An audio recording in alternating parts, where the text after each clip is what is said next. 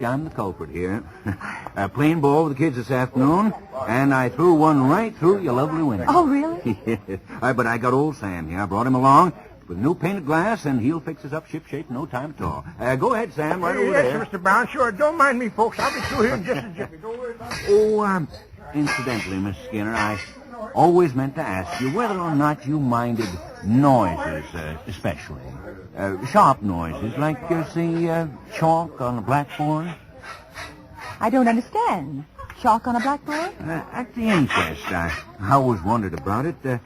You fainted just when the chalk was scratching across the blackboard. I don't remember hearing it. I'm afraid I fainted before you drew any diagrams. Uh-huh. I assume that's what you were planning to do, draw a diagram? That's what I was planning to do, yes, ma'am. Yes. Does he have to do that? Is something wrong, Miss Skinner? Does he have to do that? Miss... I can't. Mrs. Skinner.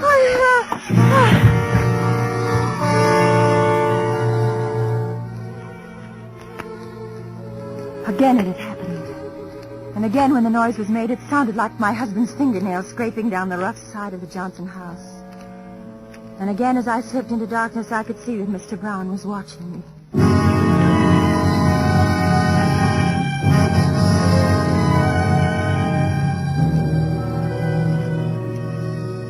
I stayed at home for the next few days. I canceled all appointments. The heat really was unbearable. In October, I resumed my activities. I began to see people again. I grew especially interested in chamber music. Through my activity, I arranged a musical evening to be given by a group of which I was the second vice president. They planned the formation of a Philharmonic Society, and eventually I went to the musical alone, and I was studying my program when... Is this seat taken? Oh, good evening, Mr. Brown. Mrs. Skinner, good evening. Didn't recognize you, ma'am. Well, I was to be joined Well, later. I'll just sit here a moment then. You know, I terribly sorry about the other Oh, night. there's really nothing at all for you to be sorry about. Well, now, it's very kind of you to say that, you know, but I do feel guilty as all sin, being the cause of you getting sick. Well, like really, that, Mr. Brown, you know? I wasn't sick at all. Mr. Gregg told me I'd probably been affected by the heat. Oh. It was very close in the club that night, if you'll remember. Oh, yes, ma'am, it was hot. Well, just so I don't feel it was my fault. Oh, you know? no, I don't want you to feel it was your fault. Yes, well, that's very kind of you, you know? Come on. If you don't mind, I'll stay here until Eva holds this seat gets here. Oh, that's quite all right. We crave your indulgence and a certain open-mindedness for giving a fair chance to the first piece with which we're going to open our program this evening.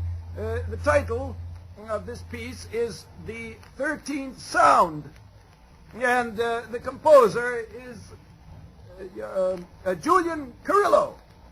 And this piece, because of the unorthodox nature of it, created a veritable furor in New York City some weeks ago on the occasion of its premiere. It's what you'd call, I guess, modern music. And the really unusual thing about it is that the instruments, instead of playing as they usually do in Mozart, Haydn, and such classical veins, play in quarter tones. Now, a quarter tone is somewhere in between the other tones, such as the we are accustomed to hearing. So, on this following piece, the instruments are not playing, as you would think, out of tune. This is the way it is supposed to sound. Thank you. So now the various members of the quartet will tune their various instruments into these quarter tones. This is a short piece, but I know you're going to like it. Tune up, gentlemen.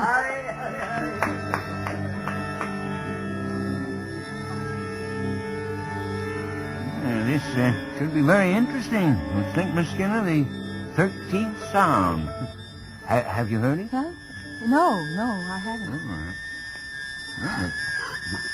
Too hot again, Mrs. Skinner? It does get stuffy here. Oh, I you know. know. All right. It's hot in here. You look terribly peaked. Sure you're all right? I'm quite... Excuse me, will you let me out, please? Excuse me, please let me out.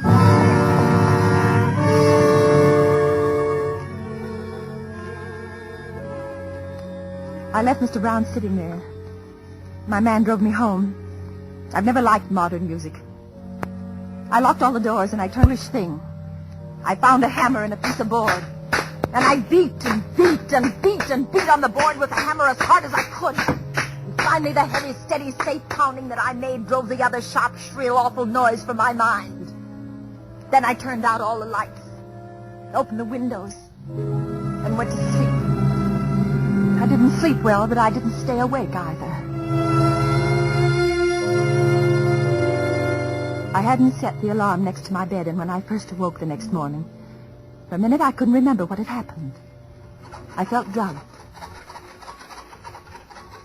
I got out of bed, put on a lovely chartreuse brocade housecoat, and started downstairs. The sun was shining outside. It was a beautiful day.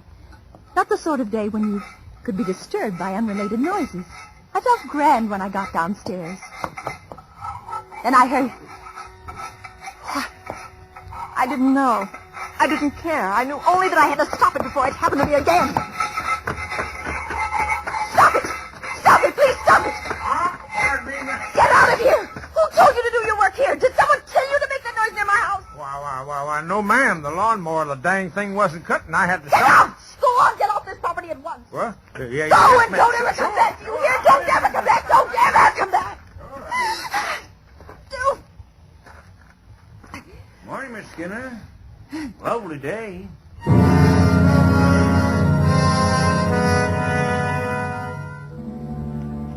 I turned and ran right back to my living room. I stood shivering there in a beam of sunlight. I waited for him to come bursting into the room after me. I waited. And then the doorbell rang. Who is it? It's Miss Gregg. Oh, just a moment. Come in. Did I disturb you? Oh, no, not at all. Then I will come in, but I can only stay a minute. Would you like some coffee? Oh, no, thank you. When I was so sick, you remember, the doctor absolutely forbid me having any more coffee. I didn't know that. Sit down, please. Do you drink much coffee? No.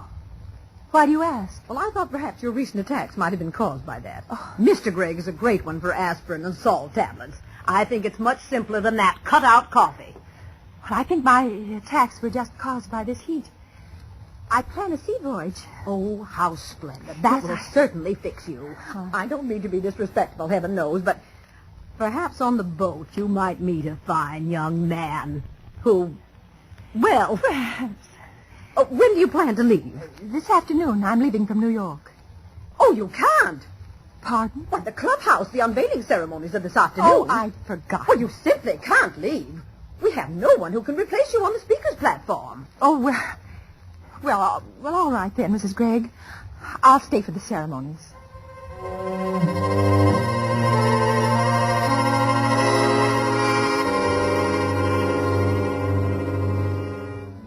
I drove to the new clubhouse with Mr. and Mrs. Gregg. The building was really very lovely. It was almost ready for occupancy. We were unveiling a heroic figure which graced the entranceway. Our speaker's platform was built alongside the figure, and quite a few of the members and their families were sitting on the wooden benches in the front patio, waiting for the ceremonies to begin. Isn't this exciting? Yes, it is, very. Ladies have done a marvelous job. Well, thank you, Mr. Gregg. Oh, what's that fellow doing up there? Where? Why, see, up on the roof there. Oh. The workman. Yes, it makes me nervous to see people at such heights. He's awfully close to the edge, but he knows his business, I imagine. Yes, I suppose so. Well, I'm very anxious to hear your little talk, Mrs. Skinner. Well, thank you, Mr. And I think you've managed admirably since you're unfortunate. Yeah. Well, you understand. Yes, thank you. Well, I think we should get on with it, eh? Well, I believe it'll only be a few more minutes. What is it? What? What is it? Good heavens. Look, that workman. He's going to fall. Can someone catch him? He's hanging on the edge. Some of the men are running up there now. They've got to catch him. Oh, they will. They will. They've got... What? Oh, no. He's falling. Oh, no. Turn your eyes, ladies. Turn your eyes. I did it. What? I did it! Why not? I did it! You have to do it. I did it! I did it! I killed him! He's not hurt at all. He's not. Well, you're not hurt. Here, let me take you home, Mrs. Skinner. Well, he's not hurt I at all. killed him! Listen to me, don't you understand? I Don't you understand, I yes. killed him, Mr. Brown! May you stop that noise! Can't you hear it? I killed him! I killed him! I know, man. It's going to be all right, you know. You just come along with me, that's all. Come on, Miss Skinner.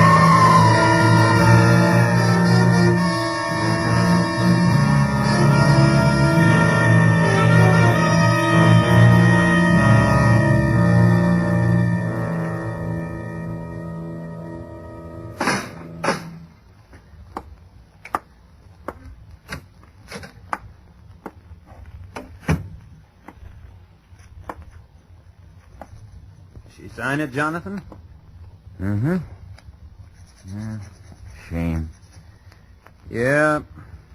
People do funny things. Yeah. Did you pay the fella? Mm-hmm. He's clever. Very clever. He sure is. I really thought he was falling off that building. Mm-hmm. Used to be an acrobat. Ah. How did he make that noise? Yeah. He was holding tenpenny nails in his hands. Scraped them along the face of the building as he slid down. Did you think of that, too? Mm-hmm. Made an awful racket. Mm-hmm. Yeah, it's a pity. Nice lady, you know. Yeah. What the devil are you doing? Oh, fixing my nails, I guess. Well, cut it out, will you? Sure. What's the matter with you? Noise makes me nervous, I guess. You know?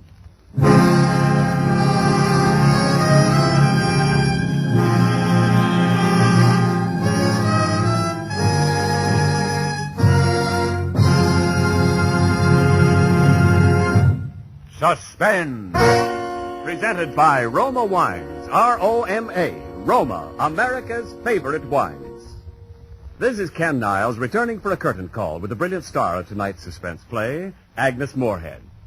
Apparently, Agnes, you're not superstitious, accepting the lead in a play called The 13th Sound on February 13th. Superstitions are no phobia with me, Ken, but I do have one. What is it? I refuse to give a party for 13 people. Yes, but even a 13th guest is in luck, Agnes, when you serve Roma Port.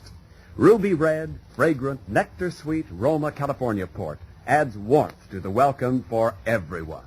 And Roma Port is so easy to serve. You simply pour, and hospitality reigns. Yes, Ken, Roma Port does make entertaining a pleasure. Not only that, Agnes, there's a difference you can taste in all Roma wines. And this better taste begins with the choicest grapes in all California. Then Roma's unmatched skill and winemaking resources guide these luscious grapes unhurriedly to tempting taste perfection. Later, Roma places this rich taste treasure with Roma wines of years before. And finally, Roma selects from the world's greatest wine reserves for your pleasure. Well, it's easy to see why Roma wines taste better, Ken. Yes, Agnes, and here's the most conclusive proof of all. A gift basket of Roma wines for you and your guests to enjoy with the compliments of Roma, the greatest name in wine. I'm delighted, Ken. Thank you very much. And good night. Tonight's suspense play was written by Kathy and Elliot Ewis. Next Thursday, same time, you will hear Ann Baxter as star of Suspense. Produced and directed by William Spear for the Roma Wine Company of Fresno, California.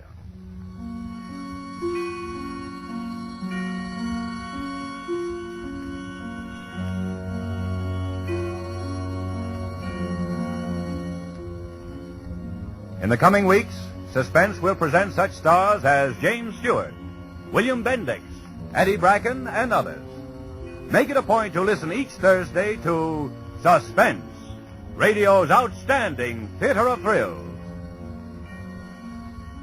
This is CBS, the Columbia Broadcasting System.